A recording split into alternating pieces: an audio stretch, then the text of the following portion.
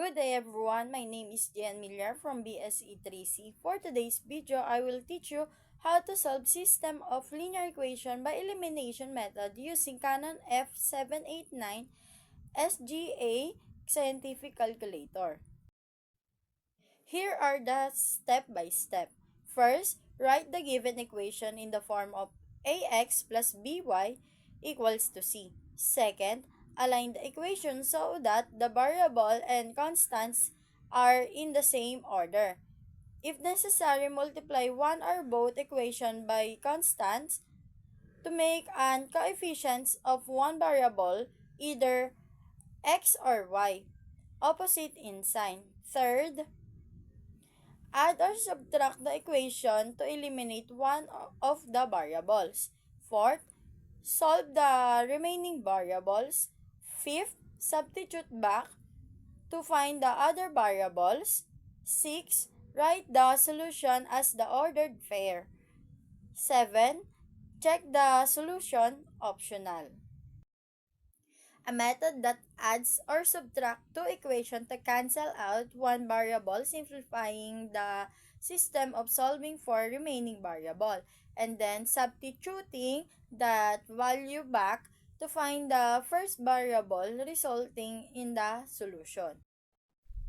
Here's our first example. 3x plus 2y equals 7 and 4x negative 2y equals 14. So, our system consists of these two equations. Notice that coefficient of y are positive 2 and negative 2. It will make it easy to eliminate y. So, to eliminate y, we'll add the first equation and the second equation. So, 3x plus 2y equals 7 and 4x negative 2y equals 14. So, we will add this, cancel positive 2y and negative 2y.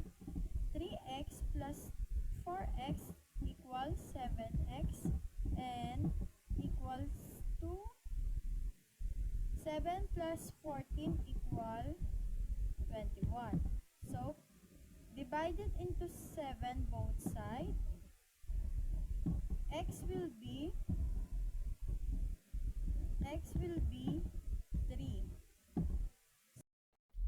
Next, we will substitute x equals to 3 into equation 1 to solve for y. So, 3 multiplied by 3 plus 2y equals 7. 3 times 3 is equals to 9 plus 2y equals to 7. 2y equals negative 2. So, y will be negative 1.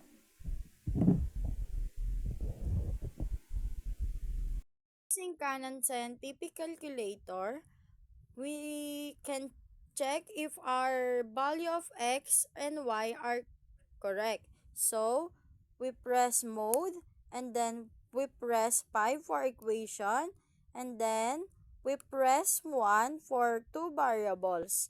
So, our example, equation 1 has 3x and then 2y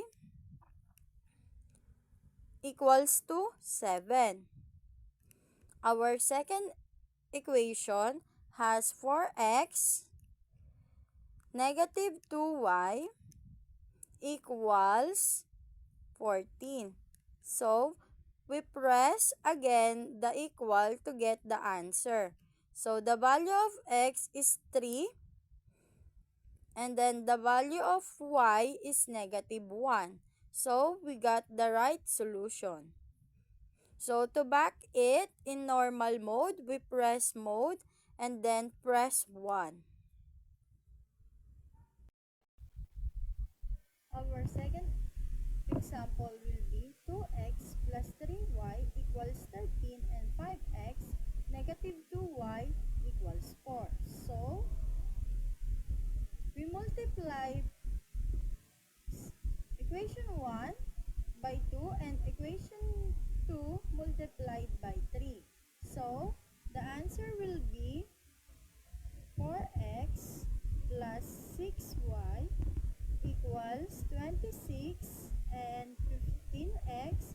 negative 6y. Negative 6y equals 8. So, we added negative and positive 6y will be cancelled. So, 14 plus 15x will become 19x equals 26 plus 8 will become 38.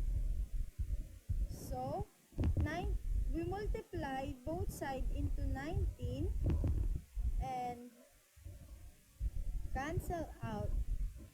So, x will become 2. Y, we substitute x equals to 2 into equation 1. So, 2 times 2 plus 3y equals 13. 2 times 2 equals to 4 plus 3y equals 13. So, that will be 3y equals to 9 and y will become 3. So, the answer or the solution will be 2 and 3. Using scientific calculator, we can check if our solution to find the x and y value are correct. So, we press mode and then press 5 for equation, press 1 for for two variables, and our example has 2x positive 3y equals to 13, and for equation 2 has 5x negative 2 equals 4. We press it again to find the value of x. So, we got the right value of x, which is 2, and then press equal to find the value of y. So, we got 3. Here's our next example. 2x plus 3y equals to 7. 4x negative y equals to 2. So, multiply one or both equation by constant so that the coefficient of one variables are opposite. Multiply two equation by 3. So, next step, we multiply the second equation, which is 4x negative y equals to 3. So, minultiply natin siya, kaya naging 12x negative 3y equals to 6. So, next step will be add the modified equation to equation 1. So, yung sagot natin kanina, i-add natin sa equation 1. So, 2x plus 3y equals 7. 12x negative 3y equals to 6. So, ika-cancel natin yung positive and negative x 3y. So, ang ipag-add natin is 2x plus 12x equals to 14x, and then the equal 7 plus 6 is equal to 30. So, that's why solve for x is equal to 13 over 14.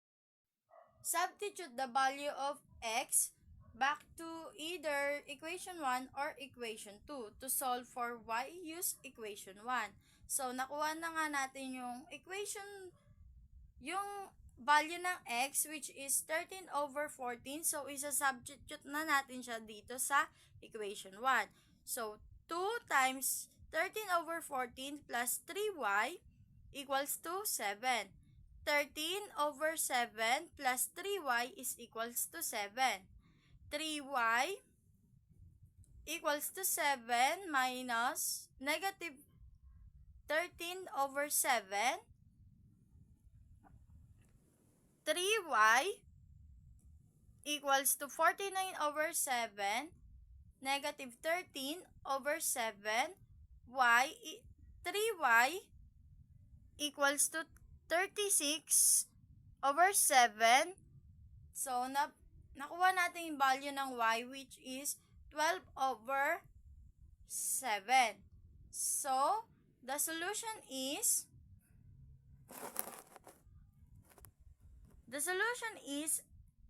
x is equal to 13 over 14 and y over 12 over 7. To check if we have got a right answer, we press mode, press 5 for equation, and then press 1 for two variables. Our examples are 2x and 3y equals to 7. Our second equation has 4x, negative 1 is equal to 2. So, to get the answer, we press equals again. The value of x is 13 over 14 and the value of y 12 over 7. We got the right solution. So, to back it, press mode, press 1. Example, using three variables, x plus y, x plus 2y, negative z equals to 1, 2x, negative y plus 3z equals to 9, negative x plus 3y plus 2z equals 4. So, sa first step, we need to add the first and third equation. So, nire-write natin yung first and third equation. Kinancel natin yung both positive and negative x. So, the answer will be 5y plus z equals to 5. So, the next step, use two equations and subtract two equation to one equation to eliminate the x. So, 2x negative y plus 3z equals to 9, negative 2x and negative 2x and 4y plus 2x is equal to negative 2. So, ika-cancel natin yung positive and negative 2x. The answer will be negative 5y plus 5z is equals to 7. So, the next step will be solve the 2 times 2 system, or A and B. So, from A, substitute into B. So, 5y, negative 5y plus 5 times negative 5, positive 5, negative 5y equal to 7, negative y plus 25 plus 25, negative 25 equals to 7, negative 30y plus 25 is equals to 7. So, next step, mag-iisip tayo ng variable na pwedeng i-divide sa 30 and 18. So, ang naisip natin is 6. So, 6 divided by 18 will become 3. 30 divided by 5 is equals 30 divided by 6 is equals to 5. So, the answer will be the solution will be x 9 over 5, y 3 over 5, and z equals to 2. Using scientific calculator, we can check if our solution for value of x, y, z are correct. So, we press mode, press 5 for equation, then I press 2 because our variables are 3. 2. So, the first equation has positive x1 equals 2y negative 1 is equal to 1. Next equation, or the second equation, has 2x negative 1 positive 3z equals to 9. The third equation has negative 1 positive 3y positive 2z equals to 4. So we can press equal again to get the value. The value of x is 9/5, which is correct. We got. Press equal again. The value of y, 3/5. We got the right answer of value of y. And press equal to get the value of z, which is 2. For our last example, we got 2x plus y negative z equals to 8. The second equation, x negative y plus z equals to 1. X plus y plus z is equals to 6. So, to eliminate the y from the first two equations, add the first and second equation to eliminate y. So, we got 2x plus y plus negative z equals to 8, and the second equation has x negative y plus z equals to 1. So, we add this. So, before we add, cancel the negative and positive y. The answer will be 3x equals to 9. So, we can divide it into 3 and then cancel. 9 divided by 3 is equals to 3. So, our value of x is equals to 3. So, to eliminate y from the second and third equation, add the second and third equation to eliminate y. So, the second equation has x negative y plus z equals to 1.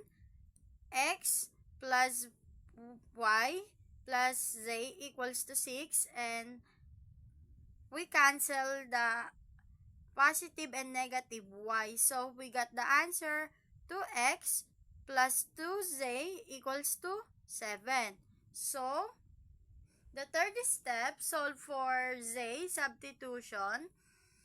Substitute x to 3 into equation. So, we got 2 times 3 plus 2z equals to 7.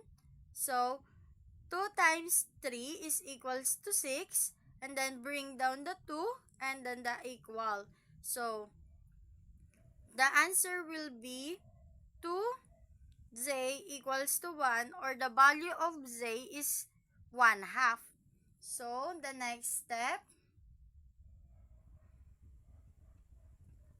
substitute the value of the x back into either equation 1 or equation 2 to solve y.